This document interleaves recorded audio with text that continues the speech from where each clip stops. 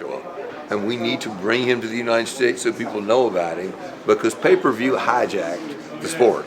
And it made a lot of money, and it was a good thing for some number of people. I think now there's going to be a correction, which is fighters need to fight the best fights. They need to fight more often. We need to see people fight. So that's what we're going to do. We understand that boxing is quite diffuse, and there's a lot of players and a lot of competitors. I helped do the deal at Top Rank, at ESPN for Top Rank. I respect those guys. I like those guys. We expect to work with those guys in a friendly manner to create good fights. We expect to work with anybody who we need to work with to make fights. We're not going to be able to sign everybody, and we do not expect to have a closed universe. We expect to work with everybody, but we are trying to push for some change, which we think is good for fans. The best fights should be affordable. The best fights should happen. There should be no fighters who fight once every 2 years, who hold belts. And we want to do those things, and we want to take a lead in that. And I'm a competitive guy. We want to win. We want to have the best offering among any of those, but they're all free to compete for that. From your position, is there an interest to add to your library outside of live fights? Like, I know Don King's been trying to sell his library of fights, which he obviously has as big of a library as anyone in boxing. Is that something you'd be interested in pursuing to kind of build Dazon's library of content? At ESPN, we owned a very large archival library of boxing, and I can tell you a large archival collection of boxing is less valuable than a Golovkin-Canelo fight. Okay, fair. And in terms of the priority of what I'm interested in, it's creating great live fights. All right, and then one last question. I appreciate your time. I've talked to a number of people in the industry that feel like Fox and ESPN are sort of ramping up their boxing as a way to fight DAZN and try to minimize you guys now before you start fighting these networks for major sports rights like the NFL and stuff like that, where if they can beat you now, then they avoid these fights later on. How far ahead is DAZN thinking in terms of increasing their coverage outside of boxing? First thing to remember is we're a global company, right? We'll launch pretty soon in our 9th country, which is Brazil. We just launched in Spain 2 weeks ago. We launched in Italy back in June.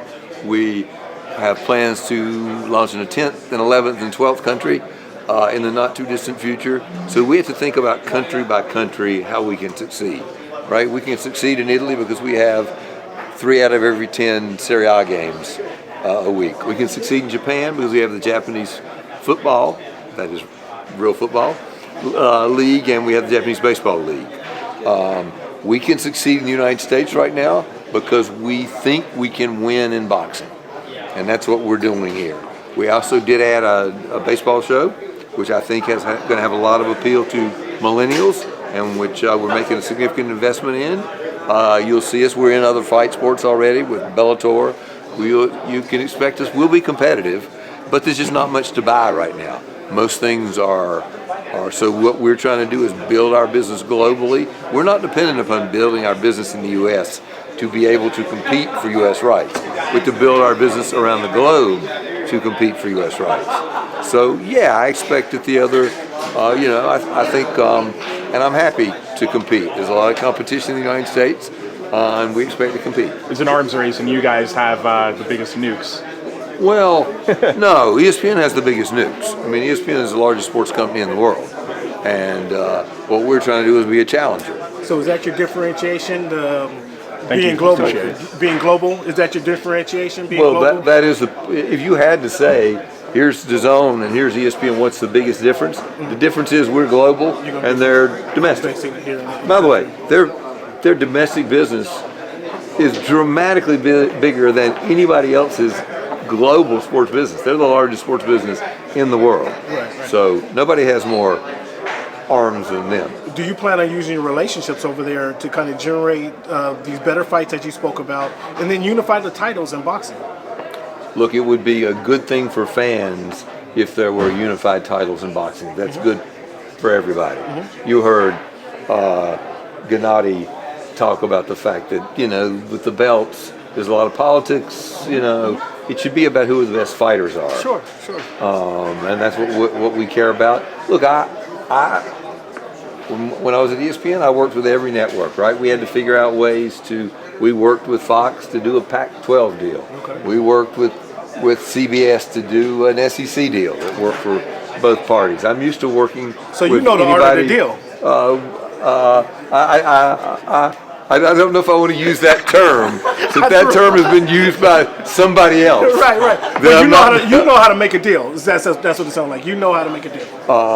I think that for me, the best way to make a deal is to, one, understand what you need, and then to find out what the other person needs and figure out how to create a situation where those two things align. Is that a long-term goal for Dazn, or is that too far out? Unification of the titles through your already partnership that you have established? Look, I think everybody who cares a lot about boxing would love to see there be some fundamental change in the way the sport works. They'd like it to be more available, more appropriate financial terms. And I think most people would like to say, certainly in my generation, people would like to say, that right there is the middleweight champion of the world. There's the heavyweight champion of the world. Not, this guy's got a belt, this guy's got a belt, and this guy's got two belts. It's like, it's not about belts. It's about who is the best light heavyweight, cruiserweight, bantamweight fighter in the world, and let's get in the ring and contest that. And let's say, here's 1, 2, 3, 4, and 5. And we're going to get to do this in the middleweight division, at least. And maybe I'll do it with other people in other divisions. Thank you for your time. Thank you. Appreciate it. Thank you. Since convincing Eddie Hearn and Archival to join Dazn, what's been one of the toughest challenges bringing in Dazn with boxing over the past year? I'm sorry, ask that again. For instance, convincing Eddie Hearn and Archival to join Dazn. What's been the challenge over the past year bringing boxing into Dazn?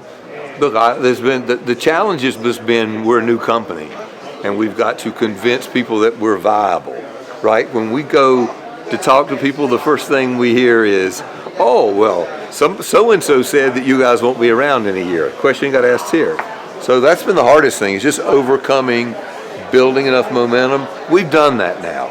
Now it's just talking to people about what they need, what they want, and convincing them that works and aligning that with our interests. We have business to do as well, right? We have to create a viable business. So I don't think we have any overwhelming obstacle right now. And look, Eddie Hearn has been a fabulous partner for us. Oscar has been a fabulous partner for us.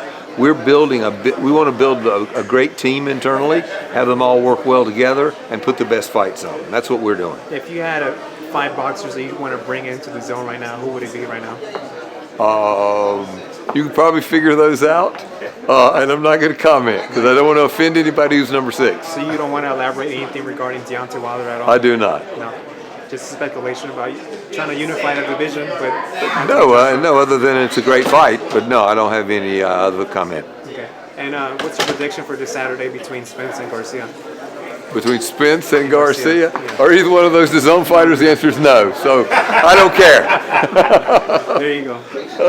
You've mentioned all these fighters you signed, but I'll say one of the best signings you have is the Akin Baraksha. Yes. That is arguably one of the greatest. Well, it's also we want to present it in a different way. We care about the live event. We care about having some attitude, appealing to a younger audience. So you're right. Yeah, and you mentioned you're not going to talk about Deontay Wilder, but maybe your southern accent might add some flavor to the mix, right?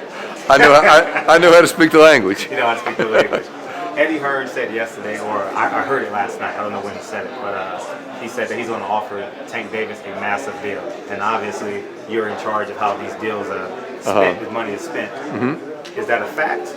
And how much is massive? By the way, I have no comment on any deal that is working. I work very closely with Eddie, and Eddie and I know what each other is doing. We're trying to build a big business that's global, and there's also Simon Denyer in this mix. It's a big world, So I'm working in place A, and Eddie's working in place B, and Oscar's working in place C. Simon Dinier's working in place D. We coordinate it all, but I prefer not to comment. Okay. And as it relates to America, what's been some of the challenges outside of the venues, outside of that? But For boxing, you mean? So yes, boxing. Look, it's just getting started, right? It's we started with Eddie again, who's done a great job for us, and you see what he's done in the UK. And this is a tough market. There's a lot of players, a lot of money, more money here than anywhere else in the world, in every sport, and it's breaking into that. This deal today that we announced, I think establishes us pretty well. We've got Canelo. If you get Wilder, you bring in a new audience as well. Wilder is a bridge to a younger, brighter audience per se. We understand the value. And one of my final questions is, you were coming over to America. Why did you go with the initial UK promoter as opposed to an American? We're a London-based company, right? Once again, you heard me say we're a global company. Company started in London. Company's based in London. We're a UK company, and Simon Dinier, who's the founder, had a relationship with Eddie. How fun is it promoting fights? As opposed to being in boardrooms? It's a shocking amount of fun. In fact, this whole job is a shocking amount of fun. It's traveling the world. It's trying to establish something new. It's all fun. I loved working at ESPN. It's a great company. Walt Disney Company is a great company, but I'm having a blast right now. Now, you coming into boxing, is your biggest mission to heal the men's of deflated boxing fans, angry promoters? Obviously, it's been said you have a lot of money. Do you think between your ability to seal a deal and your pockets, think that can be like the thing? Look, that solve? I told you what my goals are. We have a philosophy in boxing. It's the same philosophy we have in all sports, but my job is to build a business, right? So we're using boxing because it's available, right? There's not any college football available. Boxing's a great sport. One thing I have learned that's been amazing to me is how popular boxing is, despite the fact that boxing has done everything it could to be unpopular, except be a great sport. So we're going to revive that widespread interest in boxing. Other people can do the same thing. I think what Top Rank is doing on ESPN is helping. They're putting big fights on linear television. That helps. Fox has put some good fights on linear television. I think that helps. So I think, and nobody's going to own the sport, so it's going to require a lot of people to repopularize the sport. And I don't mean repopularize it as a sport, but repopularize it where be reprogrammed. I tell you. Well, where the average fan can name 20 fighters, right? When I was a kid, I could name 20 fighters in different weight divisions, different ages. You cared about it in the Olympics. I bet you if you ask 100 sports fans to name what Americans won gold medals in the last Olympics, you'd have a tough time getting some names. I mean, we knew Cuban fighters. I knew Teofimo Stevenson. We knew 4 fighters on the Cuban team and 4 fighters on the Soviet team. I can't tell you a single name of a boxer who fought in the Olympics you have one this on year. your network, Carissa Shields. Okay, there's one. You have one on your network, you know what I mean? And she performed well. Yeah. I think your voice is great for Americans. Sometimes we hear Eddie Hearn, we think, it's all UK. We hear you, you're personable. Well, and we also. No, I'm serious. I'm not saying Eddie Hearn isn't. No, I'm not saying Eddie isn't, but I'm saying in the American market, it's refreshing to hear a familiar voice. Well, we need to establish that we're a force in America. Look, we got Oscar De La Hoya is an authentic American voice too, right? Absolutely right. And has been very good. Another good. gold medal? Yeah. That one I remember. That one I remember. That one I remember. And thank you for your time, man. Thank you. Appreciate it. Thank you. John, I had a few questions as well too. Manuka Copeland with Al Jazeera.